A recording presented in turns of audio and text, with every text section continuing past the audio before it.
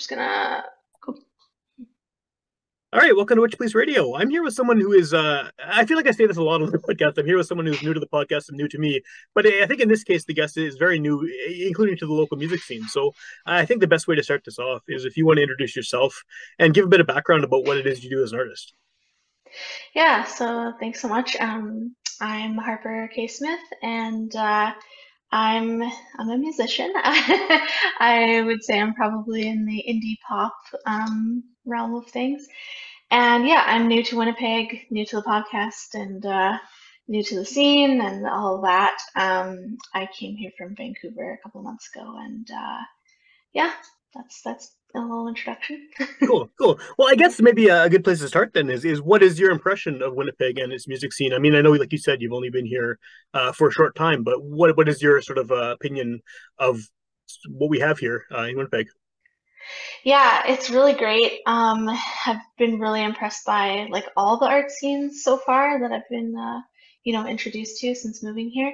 And I just think like Winnipeg has like a really like, I don't want to say undervalued, but like it's such a hidden gem of a music scene. Like I feel like more Western Canada, so like BC and more Eastern Canada, maybe Toronto, they have always fancied themselves the epicenters, but like I truly think Winnipeg is the epicenter of music in this country, and just endless musicians that I'm always discovering every day, and um, yeah, a lot of like varied genres and styles, and yeah, it's really great, really great. I'm very supportive and just cool, yeah.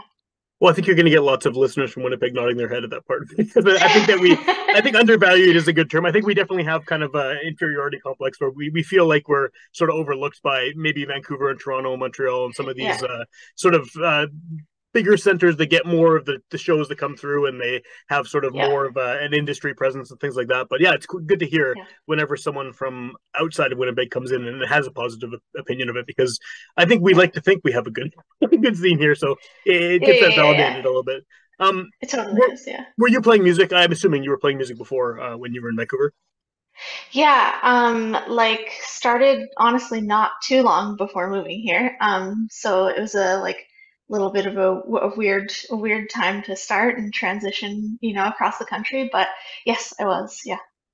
And had you released any music yet, or is this all just kind of rolling out now that you're in Winnipeg? Yeah, so I released my first single, Grim, back in I think April of this Okay. year. And then once we moved here, I released Holocene on September 13th. And then tomorrow, or I suppose Tomorrow from a when we're couple of recording this, weeks yeah, ago, yeah, yeah, yeah, yeah. I released Not Sad, yeah, and the music video and everything, yeah. Cool, cool. So I guess not to be too hung up on the whole like you're not from here originally, but Mhm. how has it been so far for you trying to get into the music scene? You're trying to get, I mean, you're putting out these singles, you have new music coming out, you obviously want to get your Yeah, name out and get the word out about what you're doing. Have you yeah. had much I guess even experience sort of trying to get shows here and finding places to play, finding sort of how to get yourself into the scene that way? Yeah, so I have a bit of a unique experience because I am pretty severely immunocompromised, so I'm not going to like packed shows Sure. and not really able to play packed shows and stuff like that. I mean, not that I would be playing packed shows. Maybe if I were Well, opening you for never someone, know. sure. Um, but yeah, so I have a bit of a unique experience in that way where it's like there's definitely some barriers access wise there. But that said, like I've been really hauling ass on like the social media promotion side of things for my music for like, the better part of this year Yeah. and getting quite connected with musicians. And like, I do have a collaboration with a musician from here coming up this year already. So that feels like a really great connection. And that felt like strangely easy to make. And then also like, even before I moved here, I did get selected for a NM. I don't know if you're familiar, Accessible Arts Net, Okay. Accessibility Arts Network of Yeah. Manitoba. Yeah. Yeah. Sure. Okay. Yeah. Yeah, so I did get connected with them before moving here, and I got selected for their programming for this winter. And so they're going to be like hosting and helping me plan and promote and all that stuff, my EP launch in the new Awesome. year. Yeah, so like again, I don't want to say it was so easy to get on their programming, but like it felt like an easy connection to make. Like the scene in Vancouver, and just like art scenes in BC, I've always found are very um, like difficult to break into. I think resources and stuff like that are a lot more tight out there. Okay. So yeah. Anyway, so yeah. So it's been a mixed bag since moving here, but like when I have opportunities to connect with people, like it has been going really well. So I'm Cool. really appreciative of that. Yeah. Well, like you mentioned too, the social media side of things has. I mean, we're also just coming out of a global pandemic, which is still happening, obviously, but maybe to a lesser scale, hopefully. Has this, Hopefully. yeah, has this whole experience? I mean, that must have been more difficult for you, even if you're immunocompromised, than for the average person. Has this whole experience over the past few years, and including now, has it kind of driven you to find new ways to get your music out there, whether it's through social media or otherwise, seeing as you can't play shows, Right. packed or not? Yeah. Totally. Yeah. It definitely has, like, not only that, but it's the like housebound isolation factor of like the pandemic, but also like, sick and disabled life has Yeah, really informed like how things have gone for me. I don't think I like I hate when people say, "Oh, I wouldn't be doing this if it weren't for the pandemic." That's so lame. But yeah, I guess I wouldn't be doing this if it weren't for the pandemic. Like I graduated university a few months in, whatever, and couldn't get a job. Like the job market was total shit. And then it yeah. was just like, well, I guess I'll just like make use of my time. And that's kind of how this all started. So yeah, I've been like, yeah, not only has like the isolation and housebound factors of things influenced the promotion side of things, but it's just influenced the whole thing, the whole operation. Has it influenced the songwriting as well? Do you feel like that those sort of feelings from being housebound and all of that is that coming through in the music? It is, yeah, there's a lot of, in the past few years, I think there's been a lot for me in my life, a lot of like loss of like people's lives around me that are in my life, or loss of friendships. There's been, I mean, like moving away from my home, that was like a big deal. That's a loss in a Yeah. way, even as much as it's a gain. Um, yeah, so there's been a lot of loss, a lot of grief. A lot of isolation, a lot of loneliness, and I mean, I pretty much spell it out right in my lyrics. Like the song "Not Sad" is like the one of the first lines is like isolation, emptiness. Like it's right there. Right. Yeah, Yeah. Yeah. yeah, yeah. Well, I was going to say, I mean, your first single is called Grim, which really Totally. Yeah, it that's gives a like vibe. totally. It's like a very intensely. I feel like it's a very very intensely sad song. And that really sums up a lot of the feelings of the last few years, and yeah, so there you go. Does playing that music, does that like, is it cathartic at all? Does it help to get those feelings and those thoughts out in music form? Yeah, I think writing it is pretty cathartic. um yeah, it's like a cheaper free therapy session, to be honest. Like I'm often either like doing a therapy session and then writing, sometime in a near time frame afterwards, Yeah. or the other way around. Yeah, like my therapy journal and my songwriting journal are on top of each other on my desk. So yes, That's yeah. is it like, does it feel weird putting that kind of stuff out in the world? I mean, I think I've said this enough times on the show when I'm talking to pretty much anyone. But once your songs are out there in the world, it's kind of out of your hands, right? Someone else is going Yeah, to hear it, interpret it, and feel whatever they want to feel from it. right. Do you have any sort of apprehension about putting such personal stuff out there, or are you quite comfortable saying like this is what I'm feeling, this is who I am, sort of thing?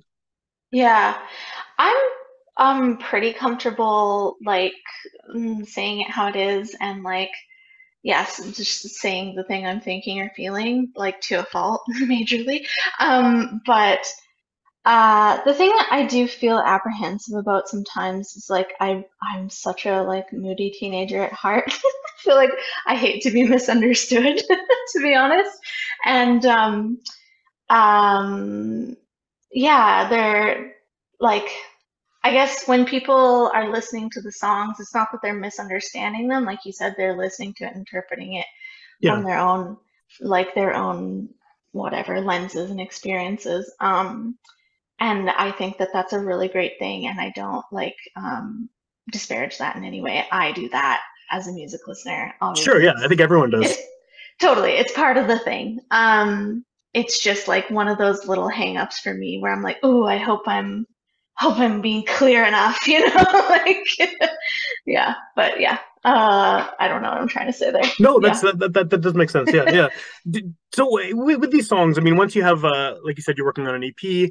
Once you have that all done, is the goal to sort of make this into a larger project with more people involved, or is it something that you intend to do mostly solo? Yeah, I mean, the EP's done Oh, it's done. and Okay.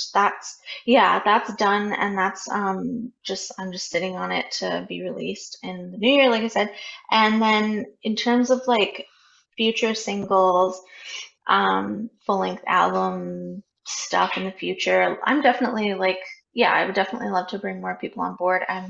I do have on board an artist called Mutable Body who um, is remixing or has remixed Not Sad, Oh, cool. and yeah, that's like been a wholly wonderful experience. So would love to collaborate with other people. To be honest, like I'm super broke. So until I'm like able to make connections where we can like skill swap, Yeah, yeah. Barter. Yeah. here we are. I'm DIYing it. Oh, fair enough. I think that a lot of Yeah, people are in the same situation right now. I mean, we're in a, totally. like I said, we just came through a pandemic, and there's inflation, and everything. Everyone's broke. So, is Totally. this I are just these moved all across the bedroom recordings country, then? bought a house, all that Yeah, shit. that's gonna do it for sure. Yeah, yeah. Yeah, exactly. Are these all then DIY like home recordings at this point then? Yeah, exactly. In Vancouver, we had like a laneway house. I don't think I don't think I know what those that is. No. exist here. Yeah, they're kind of like a little like mini house, like a little coach house on a property with like a McMansion Oh, kind of okay, okay. thing. Yeah, yeah. And yeah, so we had like a small, it's basically like the square footage of an apartment, but in the shape of a house. So we had one of those, and there was a second bedroom on the top floor. And yeah, that's where I recorded it. The acoustics were real bad, but I made do. How do you feel about the? I mean, like you said, you broke. This is how you're going to be recording Yeah. for now anyway. How do you feel about the songs now that they're done? Now that you can listen back to them, and regardless of recording quality, in the house or whatever. Hmm. But like just listening back to the finished product, Yeah. how do you feel about sort of what you've created as a completed, not piece of music, completed EP? Yeah. Yeah, I feel good about them. I think as a collection of songs, they're really interesting. Like thematically and topically, they really tie in together a lot. But sonically, they are quite well, not like incredibly distinct from one another, but they are quite distinct from one another. Um, like every time I'm kind of doing the distribution of the songs or playlisting or whatever, I kind of have to put in like a little bit of a different genre for each one.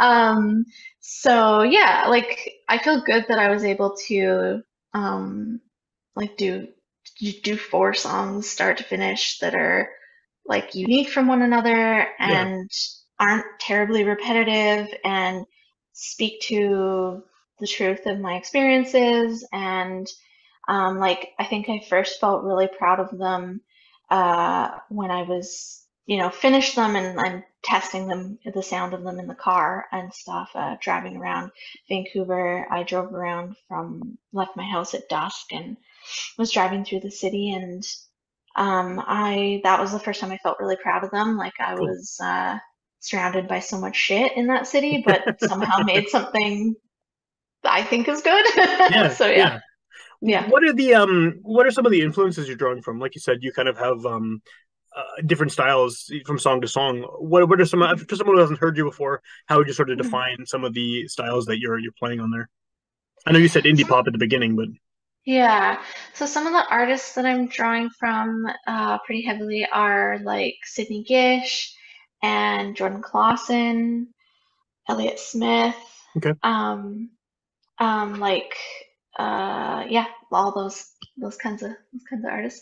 And style wise, like yeah, of the four songs, there's probably like a bit of like a freak folk song that is going to be on the EP, and then Grim is probably just like folk pop, and then indie pop for Not Sad, and Holocene would be like um dream pop folk. Okay. I don't Okay. know. Yeah, so that's kind of Well, it's a the hard main. question, right? I mean, there's so many. Yeah, Every genre has like 16 subgenres now, and you have to, like you said, dream pop, folk, indie, whatever. I mean, totally, it's yeah, totally. they're all Yeah, connected, sort of, but yeah.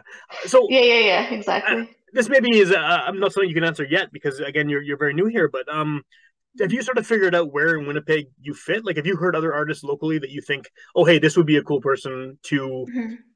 maybe at some point play on a show with, or your Yeah, record could sit nicely in a store on a shelf beside this person's record or something. Like, have you found right. kindred spirits? I guess musically.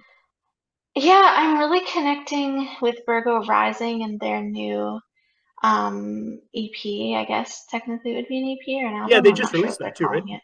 Yeah, they just released it, Vampire Gear. I'm really connecting with that, and I think yeah, that's wonderful work. And a lot of the stuff coming from House of Wonder in general, that was kind of one of the first I don't know, subsects or whatever of music that I found before moving here, Okay. just sussing things out with some of the House of Wonder artists. But yeah, um, that's kind of like, that's kind of yeah, Virgo Rising and the House of Wonder peeps. And who else have I been listening to lately? I have like a 7-hour playlist of my Manitoba faves. Nice, nice. That's Yeah, that's awesome. yeah. Yeah, Field Guide I really love, and yeah, like there's just cool. so many. Like, where do you begin? Yeah, there's lots. Yeah, I mean, Totally. I've been doing this show for like 10 years now, and I have 800 and some episodes, and there's still so many bands I haven't even talked to yet. So yeah, it's ridiculous. There's so many Right. bands here. Yeah. Um. Exactly. Yep. So for someone hearing you for the first time on this show, what's the best way to hear your music? I mean, you know, it's a podcast, so someone could hear it the day it comes out, or they could hear it a year from now. Maybe by then your EP's out by by that time, and you might have other Mhm. stuff going on. What's the best way to a hear your music and b sort of keep up to date with what you're up to for shows and things like that? The best way to hear my music would be to come to my EP launch in the new year and perhaps buy a CD. Right, right. No, yeah, I mean, listen to the music how you want to listen to it. It's everywhere. It's on Spotify and Apple and all that stuff, and it's on YouTube. It's on Bandcamp. And in terms of keeping up with me, I'm on social medias. I have a website people can check out, harperksmith.com. My social medias are just Harper is Tired. I'm like pretty active on TikTok, quite active on Instagram, and I have a newsletter, Cool. yeah. Yeah, that seems like the thing that lately is the newsletter. It's like such a throwback to an older way of communicating, but because you're Yeah. getting directly to people who want to hear from you, it seems like a good way to do it. Yeah, totally. I think like a lot of friends sign up for it, which is nice. So. Yeah, yeah, and you can just Yeah. flood them with information about what you're up to. Totally. Totally. Yep. Before I let you go, you did mention that at your EP release show buy a CD. Are you hoping to put this out physically? Is that the plan? I think I would like to. Yeah, it's been a little while since I looked into like how much that costs, so we'll see. But I'm sure there's like funding and stuff like that. Yeah.